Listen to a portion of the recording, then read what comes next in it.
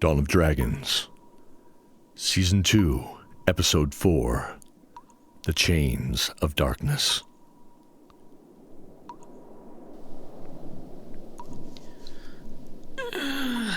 Benedict groaned, rolling from his right side to the left, no longer facing the rough and jagged edge of the wall. The wall was smooth like glass, and in parts dangerously so. SKOTMIR was disturbed how foreign it felt to him, remarking, "It's almost unholy. It's not like any stone I've ever seen." It was opaque, and when light would grace itself in the 20-foot chamber of the cell, it showed blue and gray streaks, from some ancient flame, no doubt. Benedict noted it was like a smelter's slag, the runoff from smelting raw iron ore. He opened his right eye. Even that motion sent waves of pain in his overworked back and legs. For days they had been loading carts with various crates of supplies. The dark soldiers always watching their work and driving them to perform at a pace slightly faster than possible, with a load slightly heavier. Benedict tried to resist and found it was easier to just submit to their wishes and load the carts. SOPHIE and himself being the strongest and tallest, they were the ones driven the hardest. SKOTMIR was kicked around cruelly by their pointed black boots. He didn't seem to care, though. At least, he wouldn't show them. He never changed his pace. He saw Vix sitting staring at the floor with his hands clasped in his lap. His head hung low. Though they were all quiet the past few days, none was more reclusive than Vix. The deep elves had Vix and Cordelia gathering various local flora for their supplies. Cordelia's hands looked blackened the first day and began to blister the next, with some reaction to a local plant. She had ripped fabric from the base of her dirty white dress and made some hand wraps for herself. She never let the pain show on her face. "We need to get out. There must be a way." A smile tried to crack his chapped lips. His cousin was tough, for sure. "Hey, Cordelia, are you up?" "Yeah. I wish I wasn't, but yeah." He sat up on the glassy floor. She sat on the long rock bench along their side of the wall. SOPHIE sat next to her, with unfocused eyes staring at the ground. Jade as well was ever quiet, just sitting there in thought. On the floor, spread eagle lying on his back, was SKOTMIR. "Nothing bothers that guy." SOPHIE blurted, "I feel so stupid. This wouldn't have happened if I hadn't... Ugh, it's all my fault." Wait, Sophie, I didn't mean... No, you did. And you were right. I shouldn't have trusted that man. We all had a choice, Vix raised his head. didn't we, Squire? Benedict hesitated. I'm not a squire. Not yet, anyways. Vix chuckled. Great. Not much else for us to do now. We're all doomed. Don't say that. You don't know anything. Oh, but I do. I do, little mage. Vix's eyes grew cold as he continued. These are the forgotten ones. Those of my people that were banished long ago, doomed to lurk beneath the earth further than our cellars or graves. He looked back to the doorway. They were the skull's poisoners. The god the young knight-to-be knows as the ferryman. He sneered as much to himself as to his companions, leaning back towards them. I tell you, we now walk with death close behind. SOPHIE stood up. Stop. I see you quake as you talk of such thing, as if you know them. But I am not stupid, Vix. I will not be fooled by your facade. She stood in the center of the floor, glaring at him, her eyes ablaze with her blonde hair falling in several dirty matted locks laying across her shoulders. Vix was visibly shaken. If one was astute enough, or had the tools, they could see the granite-like ego split, as if a great sledge had struck it. You are scared. He stood enraged. Patapa! He shrieked with hands outstretched as he leapt for her. She used the attack's momentum to put him firmly but helplessly on the ground with a grunt. Please, stop. We need all of us to get out of this. She stood up and glanced back at a wide-eyed Benedict and Cordelia. A very awake SKOTMIR was standing now. That's right, Sophie. Together. He strode over to Vix, who lay defeated and broken on the ground. Come on, Vix. Gather yourself. He helped him sit up. Regardless of who they are in this godforsaken place, we need to get out, and we gotta be together in it. A shock came across everyone's face as they looked at each other, frozen like statues rooted in place. Who the... It came from the doorway. Silhouetted against the light from outside the cell's bars was a familiar face. One they hadn't seen in days. How did you... I was told by an old man in the town to come find you here. Zane and I made our way in and separated after. Zane? Is he... He's fine. He's fine. Sophie took a deep breath. Stand back. I'll see if I can get it open. What are you doing? We can't just leave. Benedict charged at him. So help me. I will do what I must to make sure you stay quiet. But it was already too late. Everyone down, they're coming. Everyone scrambled to a normal position in their cell while ZORIN panicked, looking around. Behind him was the walkway up the cliff face to the cell's location. Off the walkway was a sheer drop. Oh boy. Sophie noted minutes seemed like hours as they heard the approach of the deep elven guard. She sighed. It was worse when she saw who accompanied them. She stood slightly shorter than the rest of them, but it mattered not given the power that radiated off her and her station. Her red eyes were almond-shaped and peered into the cell as she leered at them. And what seems to be the matter? What bothers my dear pets this morning? They all sat silent, staring at the floor.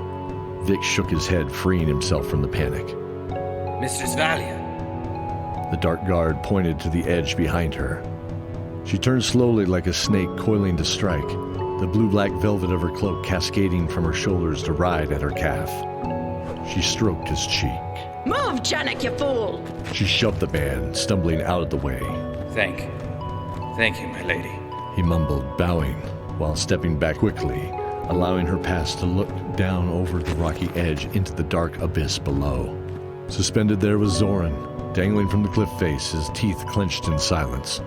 His fingers locked like iron to the edge. His arms screaming from fatigue, he clung to the edge with all he could muster. He saw her dark red lips peel back in a sneer across the ashen gray face, revealing a set of perfect ivory teeth. Well, hello. And who might you be? She gently stroked his knuckles with a pointed boot. Oh no. She shifted her weight, slowly crushing his hand.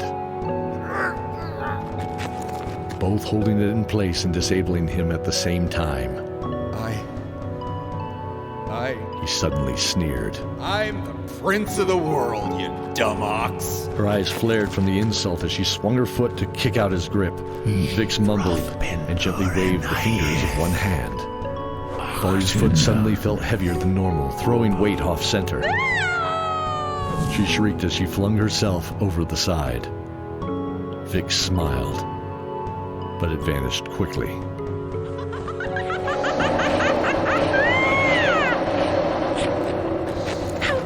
Of me. She peered over the stone edge with her arms outstretched, levitating. Gently, she floated up and out, returning to the edge, peering down at ZORIN. Seize the outsider, and put him in with the others. The guards nodded. Two of them pulled up ZORIN and held him with arms behind his back. She smiled like a cat with its prey as she ran a single black fingernail across his cheek. I so look forward to our discussion in the morning. See you soon. She turned and strode back up the trail to the building, illuminated in darkness with the fire of blue torches. Hours passed, it seemed. But to be honest, ZORIN had no idea how much time had passed. The past 2 days, he had simply slept when he was tired. Zane would be looking for him soon, he supposed. They had agreed to meet about 4 miles away at the edge of a huge underground lake before they had to sleep. ZORIN was beginning to feel tired. Assigned time was running short. He walked silently to the gate and peered down both directions. All seemed quiet. He walked back to Vix. Time to go. Are you ready? Vix nodded. They all looked at him. How? They took all our gear. I have no spellbook. SKOTMIR shrugged. Or my axe? I believe it would be foolish to retrieve them. First, we should escape. We have survived with less. Benedict stated, putting his hand on Sophie's shoulder. ZORIN smiled, nodding. Reaching into his boot, he produced a single lockpick. I bet that smells dreadful. Sophie smiled. Let's get to it then. ZORIN slid the pick into the tumbler and felt the cold iron reluctantly move into place and the gate slide slowly on its rail.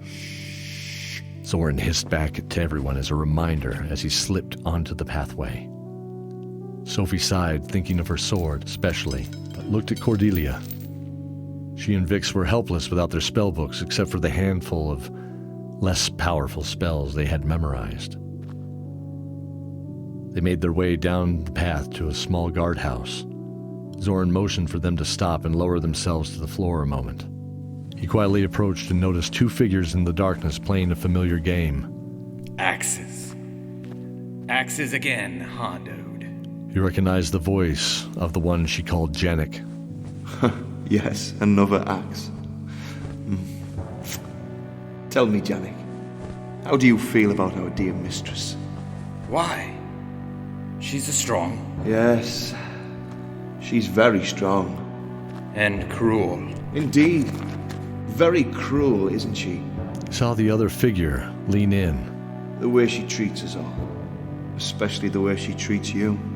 I suppose. There I lay down the skull. And let's pause a moment. Janik sighed. We won't always have to listen to her gloat, will we? No. I have a feeling we won't.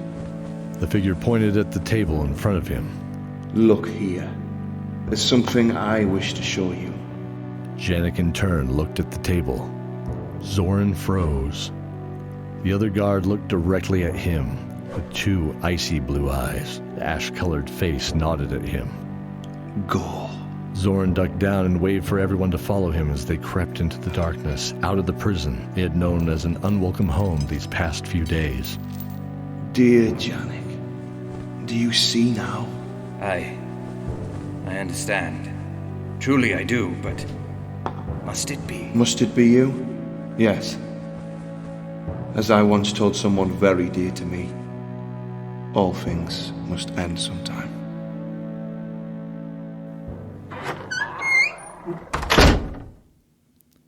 Keldor woke in his room and put on his things to walk to the breakfast hall. He could smell the sweet pastries glazed in honey and some cranberries, and the familiar favorite, cinnamon rolls. He smiled, rubbing the beard on his sleep-worn chin. He exited, shutting the door gently behind himself. Walking down the hall, he heard a small voice. Hey! He turned to see a halfling no taller than a young child waving at him. She carried a small lute strapped to her back that looked more like a mandolin, he thought to himself. She was dressed in dark greens and browns of the forest.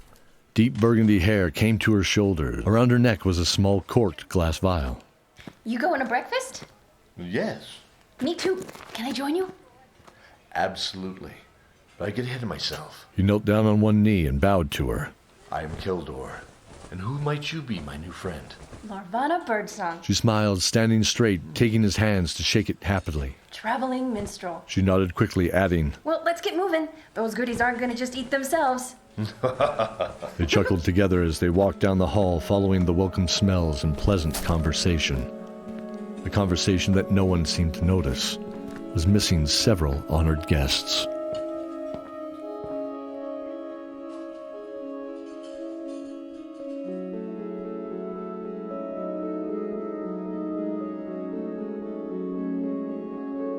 LORVANA BIRDSONG is voiced by Cara Danvers. The Stranger is played by Philip Usher of the Averin Dark Saga podcast. This is Vix, the chaotic you sniveling fools. Voiced by Daniel Nichols of the Happy-Go-Lucky podcast.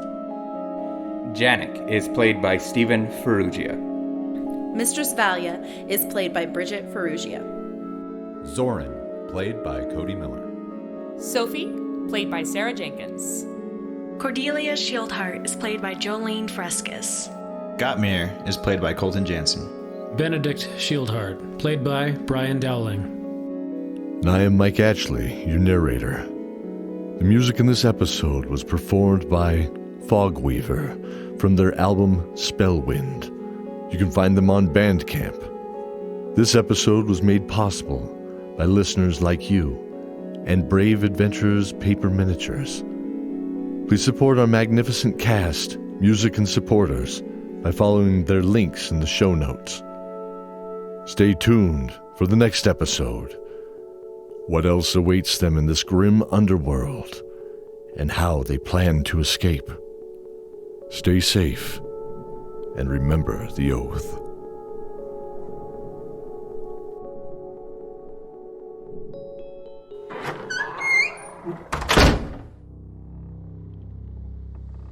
It has been rumored that she was responsible for her mother's death. Promise me I'll get the old kingdom back. Of course, my dear. I am invincible, after all. This new queen has waged war on all the other kingdoms but us pirates. They intend to make an example out of us. The spars have turned their eyes upon us, free men. They've taken several ships and captains captive. They mean to rid the world of the free peoples by putting our kind behind the chain. And honestly, I'd rather have a dance with Jack Ketch. Now there be no time for petty differences if we intend to stay a free people. We're all in this together. Us pirate lords. Like it or not. Some of us will have to die. I have to cross the veil. If we wish to defeat the Lord Admiral, we'll have to attack from both sides of existence. Some of us will suffer a fate much worse than death. But what choice do we have? Both aboard, boys. We'll be heading straight to war, and hell be riding with us. This new queen demands a war. Now I suggest we open the gates of Hades itself and give the world a war they won't soon forget. What say we?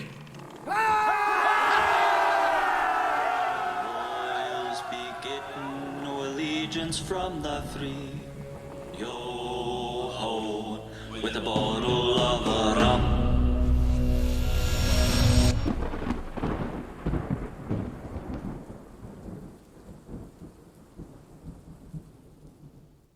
Ho there, stranger.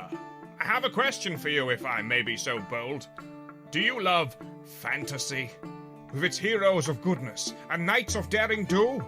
Hearty dwarves and mystical elves, incredible dragons who rule the skies and breathe fire, maidens so fair they make the gods themselves weep at their beauty. You do? Well, never mind then, off you go. But if you like darkness, disparity, blood and gore, necromancy and demons, then I have a tale for you, my friend.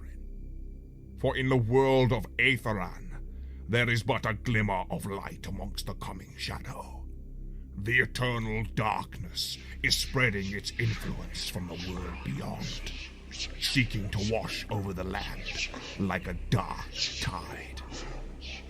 All is doomed. But there is still hope. A candle burns within the gloom for those that seek to walk within the light. The Knights of the Argent Order, warriors and wielders of magic, trained solely in the arts of demonic eradication. These brave few will battle to the last in hopes of securing a future for all mankind. Be steadfast, be stoic, remain vigilant, For here, death awaits all in the world of Aetheran.